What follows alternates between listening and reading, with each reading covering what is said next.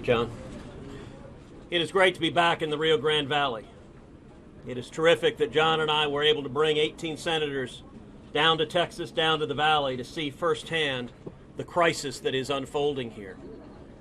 All of us today witnessed the Biden cages.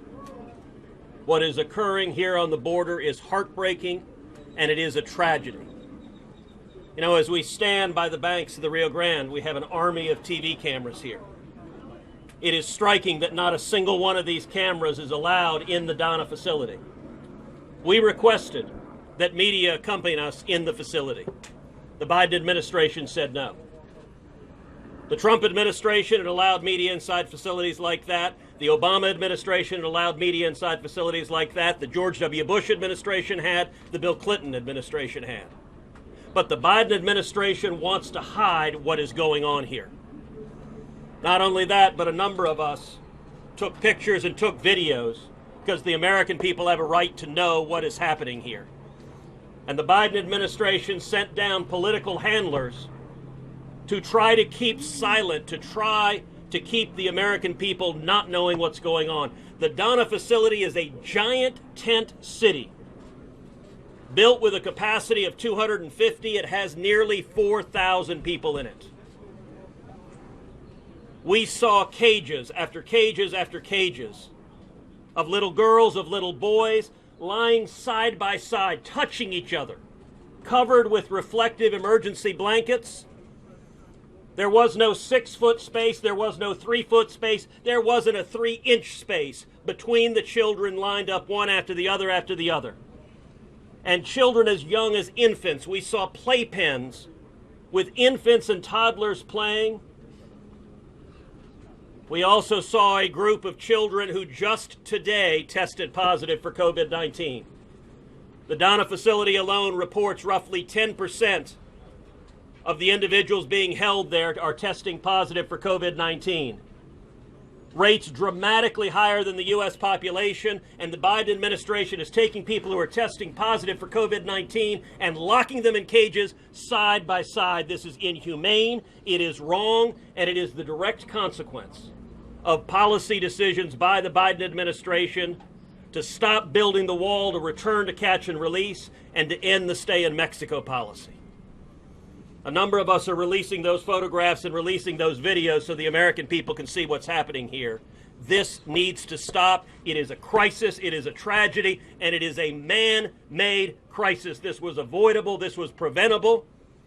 And regardless of your party, Republican or Democrat, you should look at what's going on here and say enough is enough, this must stop.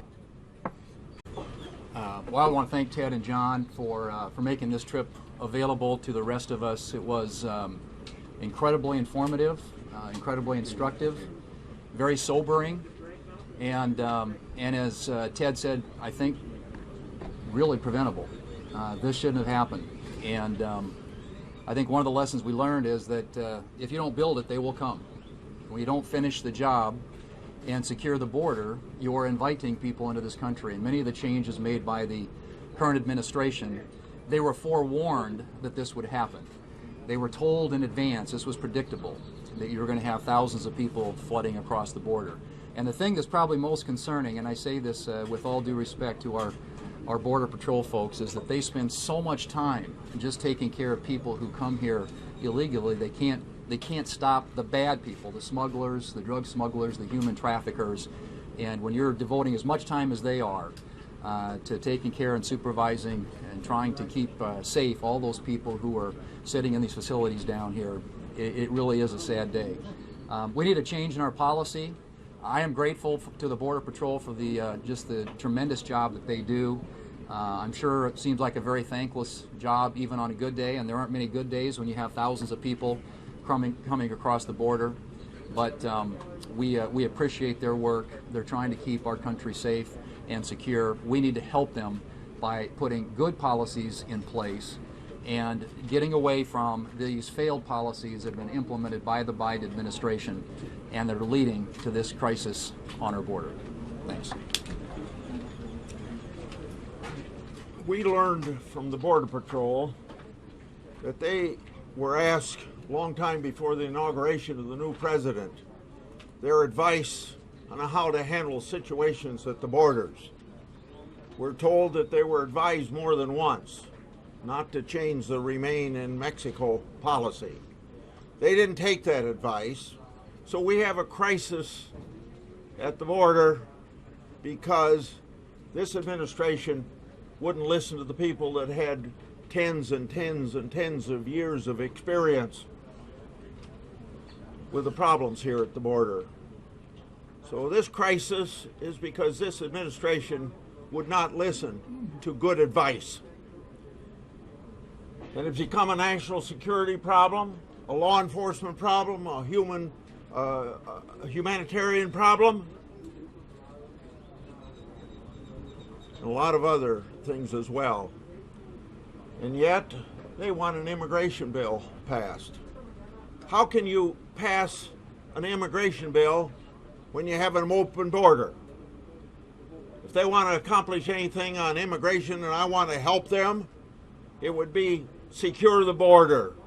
You got to stop the bleeding before you can take care of the problem. Thank you. I'm John Barrasso, Senator from the state of Wyoming. We came here for a number of reasons. Number one, we wanted to thank the Border Patrol for the job they do every day and every night. We met with them last night and went on midnight patrol with them. They told us their job got a lot harder on January 20th, the day that Joe Biden became president of the United States. As we were with them last night in the darkness across the river, we could see the traffickers and the coyotes and the smugglers on the other side of the river with their bright lights, almost as bright as that television light right there. And they were taunting our border agents, saying, "You cannot stop us now." That's what our agents are up against as a result of the policies of the Biden administration. Today we went to the Donna facility, and what we saw were young people crammed in like sardines, something none of us would want for any of our own children. And as we tried and did video what was happening there to share with the country and the world, the Biden administration censors tried to stop us. Yesterday, President Biden held a press conference, and he said that the great majority of families who come here illegally are being sent back. That's not true, and either he doesn't know it or won't admit it to the American people. The Border Patrol will tell you it's not true. The senators who are here today will tell you it's not true. The men and women in the field will tell you it's not true. It's time to let the press in to see what is happening and the tragedy that this administration has brought on to our nation.